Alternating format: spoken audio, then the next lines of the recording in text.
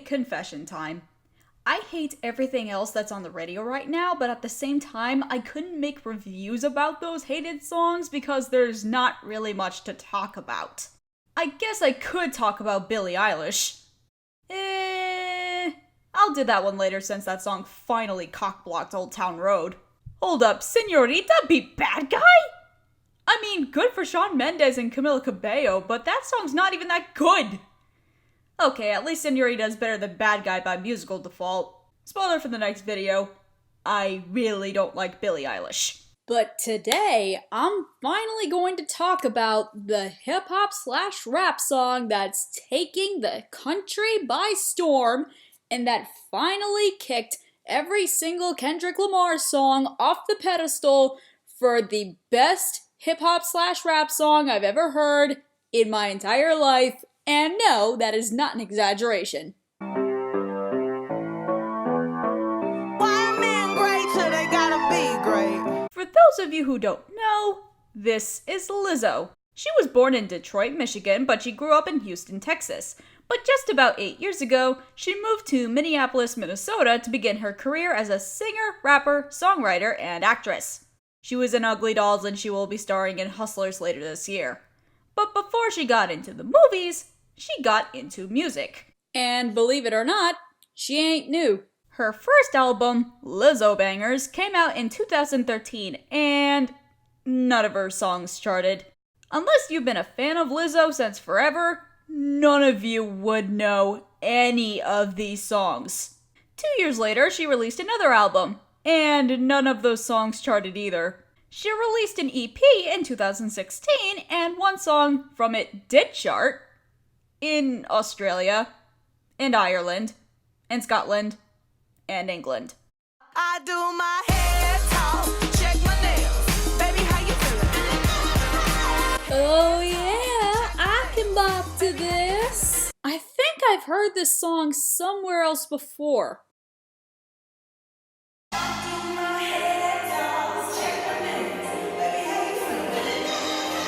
Then we get to 2017, when Lizzo finally released that one single that would make her career as a legit female black rapper.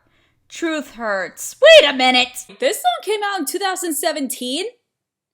How come I'm only hearing of this now? Okay, I'm looking this up on my phone, and it's telling me that this song was a viral sleeper hit that only appeared at the start of 2019. And I bet you're wondering what the hell that even is. The term sleeper hit actually comes from the film industry, meaning a film that wasn't popular or well promoted during its initial release, but all of a sudden it gets super popular despite the fact that it initially flopped or wasn't exactly promoted traditionally. The biggest examples of this are Sleepless in Seattle, Forrest Gump, and The Sixth Sense, which are now the most well-known movies of our time from the 90s. Sleeper hits seeped into the music industry over time as well. In fact, there are plenty of songs that return to the public consciousness after a few years of being stuck in the unknown or indie scene. Do you remember the song I'm Gonna Be 500 Miles by the Proclaimers? But I would walk 500 miles and I would walk 500 more. That song didn't chart in America or become a one-hit wonder icon until it was featured in the Johnny Depp movie, Benny and June. To give you a perspective on things, 500 Miles was released in 1988 as a filler track. Benny and June premiered in theaters in 1993. It took 5 years for that song to reach the limelight, and now that song is used verbatim in almost every buddy comedy you can imagine. Though it's unclear why Truth Hurts became so huge now, but despite the 2-year delay, and ever since it was released on the deluxe version of her 'Cause I Love You album, Lizzo is making absolute bank with just this one song alone. I mean, as long as it beats Old Town Road on the Billboard charts, I think that's fine by me. Now that I went through the history behind Lizzo, let's get to why I think this song is... I'm 100% that bitch. Well, since we're already there... I just took a DNA test, turns out I'm 100% that bitch. Okay, I'm just saying, if a song starts out like this, how did this not become a hit the year it came out? You know this woman ain't playing. Even when I'm crying crazy, yeah, I got boy problems, that's the human in me. Bling bling, then I solve them, that's the goddess in me. So we already know that this is a women's empowerment anthem, and I've talked about those songs before. As long as we women fight for our rights, those types of songs will always and forever be relevant. But I think Lizzo takes the women's empowerment anthem a little step further. You could've had a bad bitch, not committal. Help you with your career, just a little. You supposed to hold me down, but you holding me back, and that's the sound of me not calling you back. I just wanted to play that part for the sake of playing that. This is the part that makes me bob my head like I'm Raven. Hey, I'm glad you're back with your bitch. I mean, who would wanna hide this? I will never, ever, ever, ever, ever be your side chick. In my personal opinion, Lizzo made the best empowerment anthem because this song is all about how great she is instead of how crappy this guy she was dating was. True, the latter is in there, but it's not the centerfold of the song. The centerfold is Lizzo and how great she says she is, and for once, I believe it. I mean, look at her in the music video. She's gorgeous! Who would ever cheat on her? Fresh photos with the bomb lighting. New man on the Minnesota Vikings. True hurts needed something more exciting.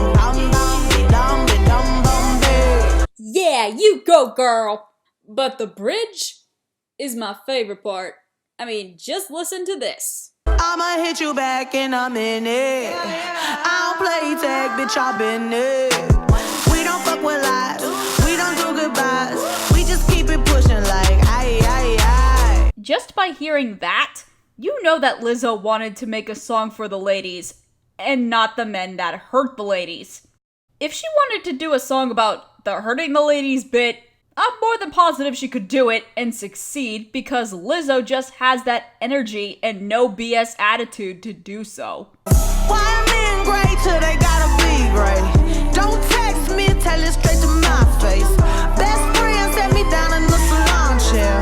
Shampoo press, get you out of my hair. When I listen to that lyric, it makes me imagine two things.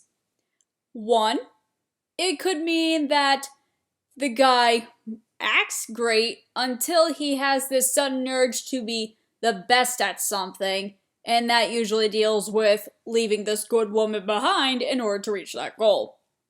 Or goal. The second thing that comes to mind, and I think this is the main reason why that lyric is so great, it's talking about that a guy is good to you when you first meet, but then all of a sudden, when those good things become a relationship obligation, they decide to kick out the door and start running. That is the question that brings out Lizzo's badassery.